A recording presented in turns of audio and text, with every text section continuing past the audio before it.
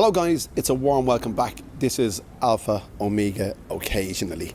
Yet another occasion where I've had an idea for a video. I think I explained this once before in another video, that with this channel, I don't just put out content for the sake of it, because I have to have an idea for content before I do. So this video is about living in a Thai apartment.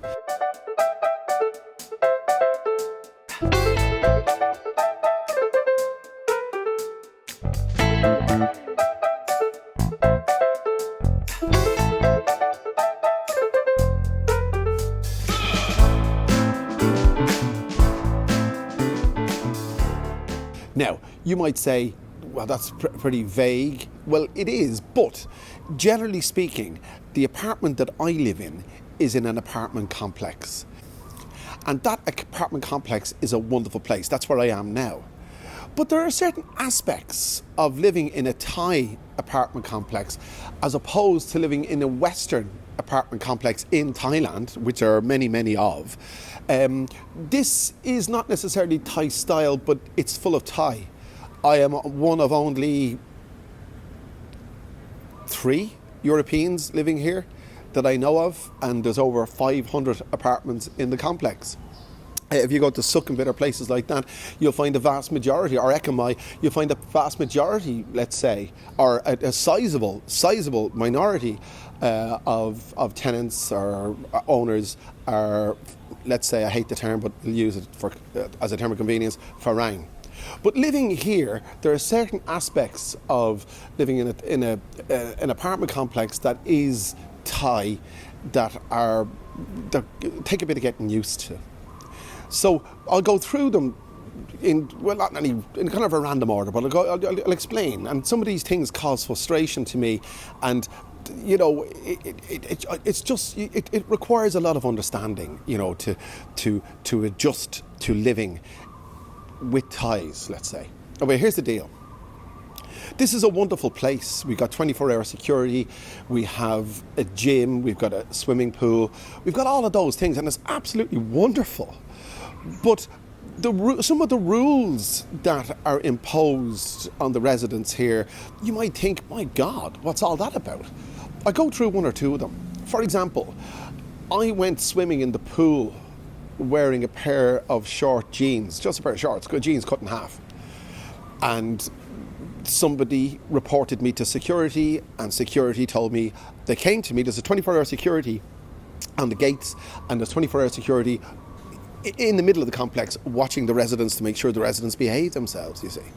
So I was told that I can't go swimming wearing jeans, I have to wear proper swimming attire. That's the truth.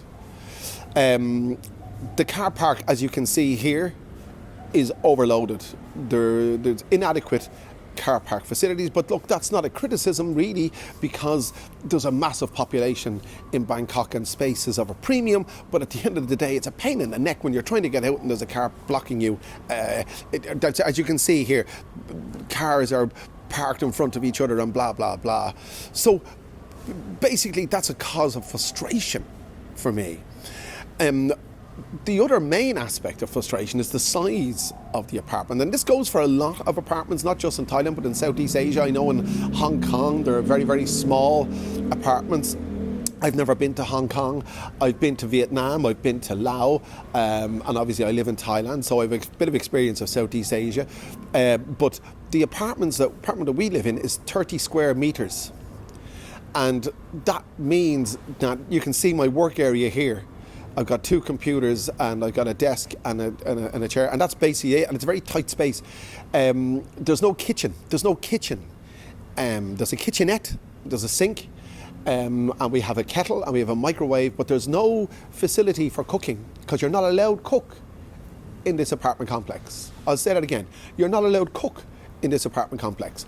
The reasons for it are, I think, the smell that will emanate around the vicinity, and it might not be agreeable with other residents. But apparently you can get fined for cooking here. You can heat stuff up in the microwave, no problem, but you cannot cook. There's no cooker.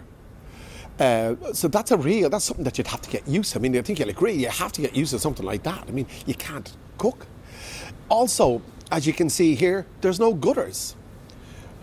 This is the middle of the rainy season, that's why I'm standing. I can't sit because the bench here is soaking wet. But there are no gutters in this place. So we've got 6 floors above me here.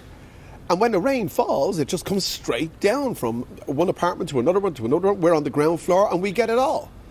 And, you know, you'd say, well, Thailand is a tropical country. It gets 6 months, well, at least 5 months of rain in any given area between, say, June and November. You'd imagine that having gutters would be, uppermost in any architect's plan, but apparently not. Again, I'm not saying that, well, I suppose that would have to be a criticism. Because if you are on the ground floor, well, we're on the ground floor, we get this deluge of water when it rains, and it literally comes in on we've got a little patio area in front of the apartment. It literally comes in on that.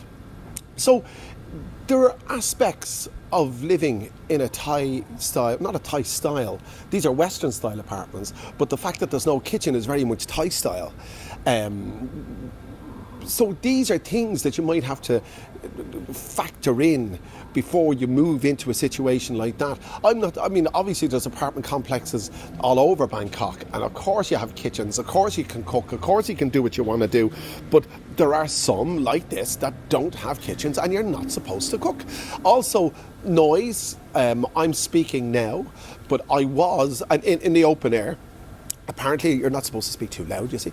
I was listening to the radio on a Bluetooth speaker while swimming. I was actually listening to the BBC, the news, and somebody in one of the upper apartments apparently complained, and a member of management came to me while I was in the pool and told me to turn off my Bluetooth. It was only a small Bluetooth speaker, it wasn't loud. Told me to turn it off because other people were being disturbed. That was at 2:00 in the afternoon. So I'm not being disagreeable, of course. If you're disturbing somebody, you're disturbing something. But come on, I'm listening to the news on a Bluetooth speaker, and it's only a small one at 2:00 in the afternoon in the public. It's an access swimming pool for all, so it's not public, but it's public insofar as it's open to all residents. Anyway, they are some of the things that you might have to consider before you enter into any kind of living arrangements. I'm speaking specifically here about Bangkok and specifically here about this apartment building. I just want to say that this apartment building is managed fantastically. The staff are more than polite. It's a wonderful place to live, but as I said at the outset, it's not necessarily a criticism, it's an observation, and I'm imparting this observation to you. So there you go. These are certain things that really frustrate me about living in an apartment complex in Bangkok. If you have any comments to make, please do so. If you haven't clicked the like button yet, please do so, and share the video as well. And it's been fantastic having you along, and I hope to have you back again very soon. Thanks for joining me.